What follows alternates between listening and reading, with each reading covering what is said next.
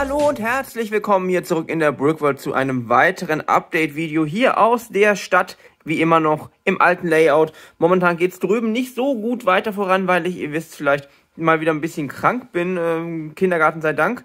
Man hört es vielleicht in meiner Stimme. Jedenfalls möchte ich heute wieder hier an dem weiterbauen, was hier steht. Letztes Mal hatten wir ja an einem neuen Häuserblock gearbeitet, heute geht es hier weiter und vor allem möchte ich heute eigentlich nur an der Beleuchtung arbeiten. Und dann möchte ich hier in dem Bereich an der Beleuchtung arbeiten, im Bereich des Turmes und vielleicht auch des Strandes. Da ist ja noch einiges in Beleuchtung zu machen. Und dafür nutze ich natürlich wie immer das Material, das ich von meinem Beleuchtungspartner Illuminate Your Bricks bekommen habe. Und hier ist einiges an Material drin. Darauf werde ich dann später noch einen Teil dieses Videos eingehen und hoffe, dass die Beleuchtung hier einen ganzen Schritt voran macht. Denn ich finde, das ist ganz, ganz wichtig. Wir haben nämlich hier links und rechts Beleuchtung. Hier mittendrin ist gar nichts. Das stört mich persönlich ziemlich viel. Und wenn ich schon dabei bin, nochmal ganz kurz die Info. Heute ist letzter Tag für die 15% auf alles bei meinem Beleuchtungspartner. Dazu braucht ihr einfach nur den Code EARLYBIRD.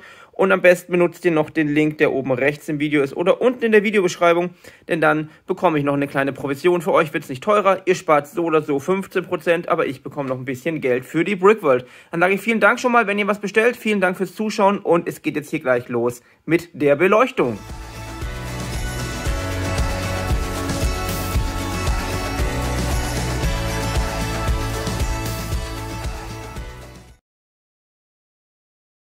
So, das Ganze sieht jetzt vielleicht ein bisschen seltsam für euch aus, weil hier der Turm ja abgebaut ist. Also hier ist das oberste Stück, hier sind die zwei Stücke, die darunter liegen und da sind die weiteren beiden Stücke. Es ist hier, wie gesagt, wer ich auch mitbekommen habe damals, als es gebaut wurde, modular aufgebaut.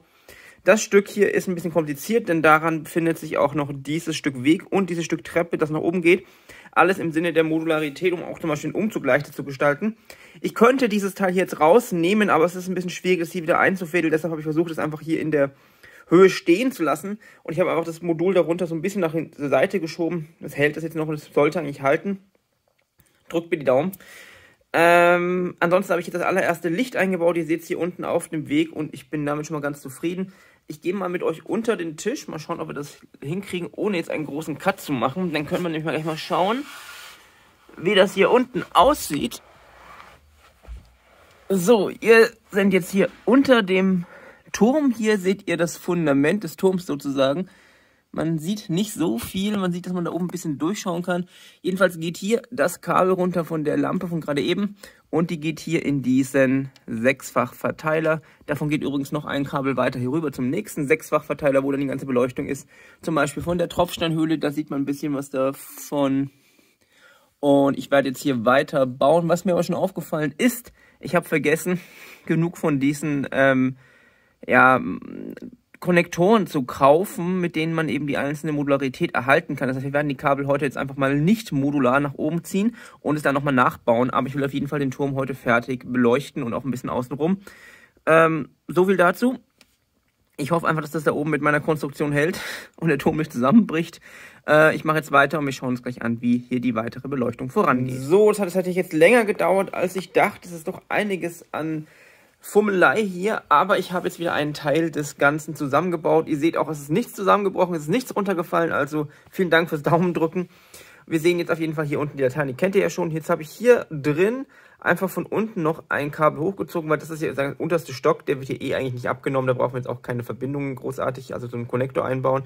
Da habe ich jetzt einfach innen drin nur eine Laterne eingebaut, sieht man hier so ein bisschen durchleuchten, bringt ein bisschen Lichtstimmung hier in den Turm.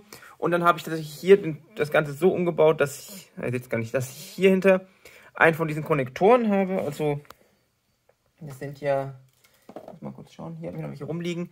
Das sind ja diese Elemente, das ist jetzt das obere Teil, da ist so eine Verbindung dran, unten ist das Gegenstück und dadurch kann man es eben abmachen, wie man möchte, ohne dass man jetzt irgendwelche Kabel hat, die von einer zur nächsten Etage laufen. Das sieht man zum Beispiel auch sehr schön hier am Dyna, für diejenigen, die es noch nicht kennen. Ich kann jetzt hier einfach am Dyna das Dach abnehmen. Ja, das ist jetzt ein bisschen schwierig mit einer Hand. So, jetzt geht's. Und seht ihr hier hinten irgendwo, wo ist er denn? Da ist der Konnektor von der oberen Seite.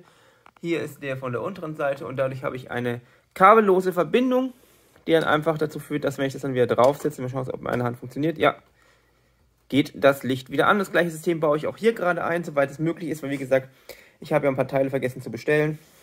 Aber wir machen es einfach jetzt heute mal soweit es geht, ohne die Konnektoren und bauen die dann nachträglich noch ein. Das wird kein so großes Problem sein. Aber der erste Konnektor ist hier wirklich eingebaut. Hier geht das Kabel von unten hoch. Ich habe jetzt hier nur ein Striplight einfach nur drin, um zu schauen, dass die Verbindung steht, weil ich mir nicht ganz sicher war, ob ich das an der richtigen Stelle hier rangebaut habe. Das ist nämlich auch ein bisschen schwierig gewesen, aber das funktioniert auf jeden Fall und ich rede jetzt schon wieder ewig. Das heißt, ich baue jetzt hier weiter mit der Beleuchtung und wir schauen das Ganze gleich nochmal an. Und willkommen zurück zu einer neuen Episode von Gewagtes Auseinanderbauen, während oben drüber noch alles draufsteht. Ja, ich habe jetzt doch nochmal ein bisschen was abgebaut, weil ich hier unten noch so eine indirekte Beleuchtung einbauen möchte, um hier so ein bisschen den Turm beleuchten zu können. Da ist jetzt auch noch so eine kleine LED drin, sieht man jetzt nur ein bisschen. Kabel verschwindet hier nach innen, wird dann hinten noch angeschlossen. Aber um da hinzukommen, muss ich natürlich jetzt die Wand hier ein bisschen lockern. Ich hoffe, dass das jetzt wieder funktioniert. Das ist noch ein bisschen gewagter als vorhin. Drückt mir auch jetzt bitte die Daumen. Ich versuche jetzt alles hier wieder zusammenzukriegen. Und ja, wir schauen gleich mal, ob alles zusammenstürzt oder nicht. Und nochmal ist es gut gegangen, auch wenn es zwischendurch ein bisschen so aussah, als würde mir gleich das ganze Ding da runterstürzen. Aber es hat funktioniert. Ich habe jetzt die Leuchte hier eingebaut. Wenn wir jetzt ein bisschen näher rangehen, man sieht, die verschwindet sehr, sehr gut mit ihrem Kabel hier in der Wand und beleuchtet hier jetzt sehr schön indirekt den Bau hier nach oben. Wenn ich nicht mal einen Finger drauf halte, dann seht ihr, was für einen Unterschied das macht. Das merkt man erst, wenn das Licht wieder weg ist. Und es macht wirklich optisch einen ganz großen Unterschied. Mir gefällt es auf jeden Fall. Hier drüben werde ich das nicht machen, weil wir hier unten das Licht haben und vielleicht oben auch noch da noch Licht hinkommt. Aber hier vorne finde ich es ganz nett, weil nämlich hier relativ wenig Licht war. Wir schauen uns das Ganze auch später nochmal an. Wenn es richtig dunkel hier im Raum ist, dann mache ich immer ein bisschen dunkler. Was ich aber jetzt noch ansprechen möchte ist, und zwar habe ich gerade erfahren, dass die 15% Aktion von meinem Beleuchtungspartner Ilmadia Bricks, mit dem ich ja gerade hier alles beleuchte, verlängert wurde und nicht mehr nur heute gilt, sondern bis zum 24. Das heißt, bis Mittwoch bekommt ihr 15% auf alles mit, wie gesagt, dem Code EarlyBird. Und ja, ich mache jetzt hier weiter, restliche Beleuchtung und dann schauen wir uns gleich mal an, wie das Ganze aussieht, wenn es fertig ist heute. Und ihr seht, dass alles wieder seinen Platz gefunden hat und das heutige Endergebnis ist damit fertig. Die Beleuchtung, ich habe extra hier in dem Bereich einfach mal die Beleuchtung ausgelassen komplett. Einfach um mal so ein bisschen Unterschied reinzubringen, weil eben nicht überall Beleuchtung ist. Finde ich eigentlich ganz nett. Könnt ihr mir gerne mal schreiben, ob ihr das komisch findet oder nicht. Oben habe ich jetzt eine Deckenbeleuchtung mal zum Test eingebaut. Ihr wisst, die Fenster sind noch nicht komplett fertig. Der Innenausbau fehlt auf jeden Fall auch noch. Aber ich wollte jetzt einfach mal die Beleuchtung machen, damit wir jetzt hier mal ein bisschen einen Gesamteindruck bekommen, wie das Ganze aussieht. Ich bin auch sehr zufrieden, wie das hier vorne aussieht mit der indirekten Beleuchtung. Das gefällt mir auf jeden Fall auch. Auch die kleine Laterne hier unten, die ihr seht, das ist ein bisschen dunkel geworden. Wartet mal. Das ist viel zu hell. Schauen wir mal, ob wir hier einen Bereich kriegen mit der Beleuchtung. Ja, das kommt ungefähr hin, auch wenn es ein bisschen... Ja, das ist wieder viel zu dunkel. Die Autobeleuchtung ist heute nicht mein Freund. Naja.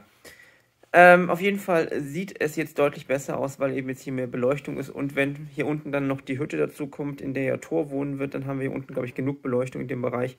Vielleicht bauen wir noch ein, zwei Fackeln auf den Strand, damit wir so ein bisschen stehende Fackeln, einfach nur ein bisschen Licht reinzubekommen. Da bin ich noch nicht ganz sicher, aber ich glaube, dass diese Laterne da unten schon mal ein ganzes Stück ausmacht. Ansonsten wird in dem Bereich mit Beleuchtung gar nicht mehr so viel passieren hier unten. Wenn dann der Häuserblock, der neue dahin kommt, wird es da natürlich noch ein bisschen heller werden. Hier kommt noch der Spielplatz hin, das wird auch noch ein bisschen was machen.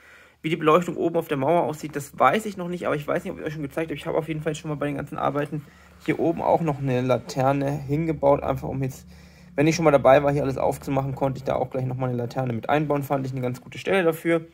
Aber im Großen und Ganzen gefällt es mir. Es war doch deutlich mehr Arbeit, als ich dachte und ich war auch durch ein bisschen nervös, dass es doch zusammenbricht.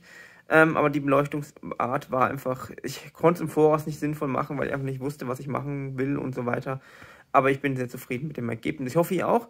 Heute nicht so viel gebaut, eher beleuchtet, wobei ich dabei auch viel bauen musste. Und ansonsten hoffe ich, dass meine Erkrankung besser wird. Es ist kein Corona zumindest.